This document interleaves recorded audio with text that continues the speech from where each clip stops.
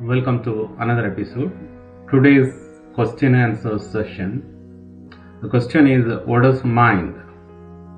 How many kinds of mind are there? What is the mind? And how many kinds of mind are there? Mind is mostly thoughts. It has no physical existence. Mind, you can never take hold of anything. No? You understand the brain, the body, everything. But where is the mind? Mind has no physical existence. It is mostly thoughts. It has no physical existence. Mind is essentially one. How many types of mind the questioner has asked? It is essentially one. Since it is basically thoughts. It takes the shape, not the physical, but emotional or psychological. That shape of the thought at the moment. That is the shape it has. So it is constantly changing. It holds on to what is there in the present and leaves that only when it takes hold of something else, next thought. Then only it leaves. So it is typically like a monkey which holds off the branch in which it is there, then puts the hand on the other branch and leaves the hand from this branch. So it continuously swings, the monkey. One thought, one branch to the another branch, and then leave this branch and hold on to the next branch. So in a similar way, the mind holds on to one thought, grabs hold of other thought, then goes to the other thought, then the next thought, so on. So that is how the mind survives.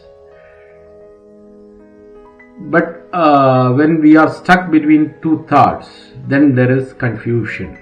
That is where the confusion arises. That two thoughts, that confusion is called choice. And where is the seat of the mind? The seat of the mind is the brain. Brain is the seat of the mind. Not the physical location, but from where it arises. Because thought is the seat of the mind and seat of the brain. Thought is in the brain, seated in the brain. Thought is seated in the brain. And from those thoughts arises the mind. In Hindu philosophy, mind is given four functions: manas, buddhi, ahamkara and chitta.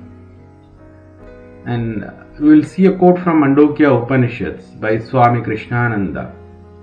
The internal psyche, which we generally call manas or mind in ordinary language, has four functions. In Sanskrit, these four functions are designated as manas, buddhi, ahamkara and chitta. First, we will see what is manas. Manas is ordinary, indeterminate thinking. Just being aware that something is there. Manas is the work of the mind. So it is just ordinary thoughts which arises from your brain. That is called manas. This is the part of the mind which is just ordinary thought. That is called manas. Buddhi. Buddhi is the part which determines, decides and logically comes to conclusion that something is such and such a thing. Buddhi is one which analyzes logically, then decides and comes to a conclusion about some object or some situation or some event. That is another aspect of the operation of the psyche, buddhi, and in English it is called intellect. The third part of this mind is called ahamkara, or the ego in English. The affirmation, assertion, I know that there is some object in front of me, and I also know that I know that I am existing as this so and so. This kind of affirmation based on I thought, that is ego, individuality, that is called ahamkara, or known as egoism. Then the last one is called the chitta. Chitta is the subconscious action, memory, etc. It is like your thoughts stored in the brain, in the memory, all those memory. That is called Chitta. It is the fourth function. These memories constitute the foundation on which rest of the mind operates. The whole mind operates because of Chitta, the stored memories, the judgments, your version of the events which happened, the experiences gathered towards from them. So all this is Chitta. Without Chitta, the mind cannot operate. Chitta and Memory by Swami Sivananda. From that book, we will see a few quotes. What is Chitta? Chitta is termed as the mind stuff or mental substance. It is the ground floor, as it were, from which it proceeds. That there are vrittis, manas, buddhi and ahankara. So you can understand Chitta or the memory is the base of the mind, the ground floor or the foundation of the mind. Because without memory, without the sense, the I, ego cannot arise, the judgments cannot arise. So none of this will be able to function without the memory, without the Chitta.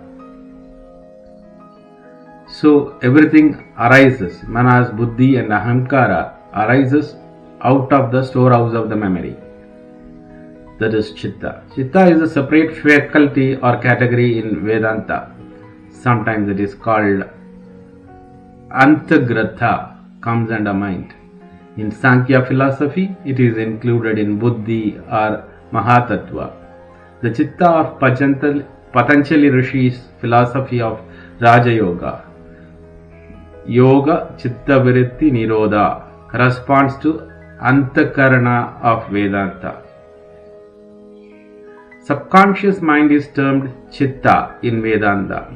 Much of your subconsciousness consists of submerged experiences, memories thrown into background but recoverable.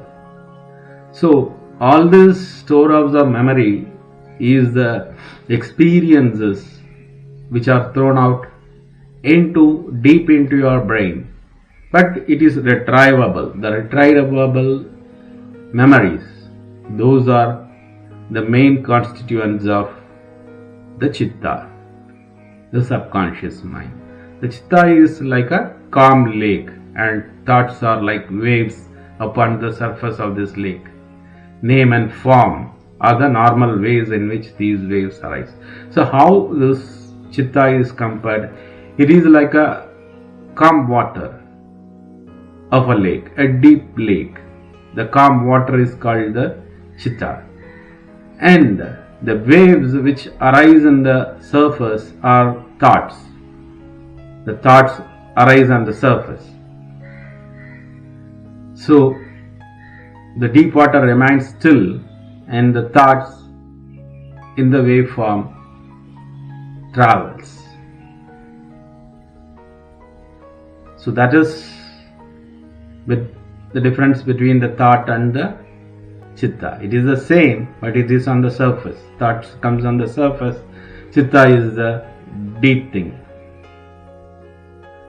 No wave can arise without name and form. So the thoughts cannot arise without the name and form. So quantum interpretation of Vedic theory of mind. Capo Negro, M and Vimal RLP. So there is a book or article. From this we will see a few quotes. The quantum interpretation of the mind. As we see, the role of the Chitta is fundamental. It is the common ground. We suggest that Chitta is linked via entanglement with Manas. Manas is represented by quantum superpositions of phase, entangled thought waves arising from Chitta.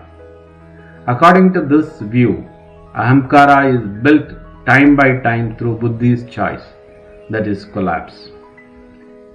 Consciously, Chitta is continuously emitting vrittis or through waves in Vedic tradition towards Manas who acts on them. This process leads to the superposition of phases, that is, entangled thought waves and subjective experiences. So when these thoughts arise and exposed, that becomes the subjective experiences embedded in neural networks via developmental neural Darwinism and sensorimeter interaction and tuning as manas. To sum up, we have one chitta, which is the ground, vrittis which arise from chitta are entanglement, and manas which act on them by buddhi's choice is a collapse. Ahamkara is built as quantum measurement outcomes. So this is the way these people have defined in the quantum sense of how manas, buddhi and ahamkara act. So next we will see where is the mind. That was the question. We will try to answer that. Each act has to be a reward unto itself, otherwise don't do it. Who is there to give you reward? This is childish idea. So each act has to be a reward to itself. If you are expecting a reward, a recognition for your act, then who is there to give you that reward? That is a childish idea. This is told by Bodhidharma to Emperor Wu, because nobody is going to recognize that. Nobody is going to give you that. And why do we give importance to mind? What is universally accepted is that brain is the seat of the mind.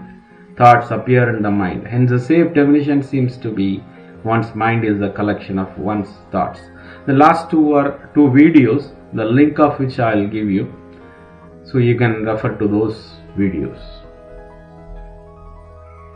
So with this we will end this episode. Stay with me for another episode. Subscribe to my channel, share this video. Thank you.